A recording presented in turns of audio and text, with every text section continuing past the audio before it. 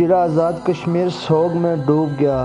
سابق اسپیکر قانون ساز اسمبلی سردار غلام صادق خان کو ہزاروں سوگواروں کی موجودگی میں سپرد خاک کر دیا گیا۔ مرحوم کی نماز جنازہ میں پیپلز پارٹی کے سربراہ چودھری لطیف اکبر، سابق وزیر اعظم و صدر سردار یعقوب Khan, P T I Azad Kashmir کے صدر بیرسٹر سلطان محمود چودھری سمیت وزرائے کرام، مشیر حکومت کے علاوہ آزاد کشمیر بھر سے سیاسی اور مذہبی جماعتوں کے کارکنوں اور عوام علاقہ کی بڑی تعداد نے شرکت کی۔ اس موقع پر سیاسی جماعتوں کے رہنماؤں کا کہنا تھا کہ سابق اسپیکر سردار غلام صادق خان آزاد کشمیر کا سرمایہ تھے۔ آج عوام میں ہمدردی اور دکھ کی اس بات کا ثبوت ہے کہ مرحوم لوگوں کے دلوں میں بستے تھے۔ مرحوم کی نماز جنازہ سجادہ نشین نعریہ شریف صاحبزادہ سلطان العارفین نے پڑھائی۔ اس موقع پر ہجیرہ آزاد کشمیر کی فضا سوگوار رہی اور کارکنان غم میں نڈھال رہے۔ اس موقع پر ضلعی اور تحصیلی انتظامیہ کی جانب سے سیکورٹی کے انتہائی سخت انتظامات کیے گئے تھے۔ راؤف صدرئی، کے نیوز، ہجیرہ آزاد کشمیر۔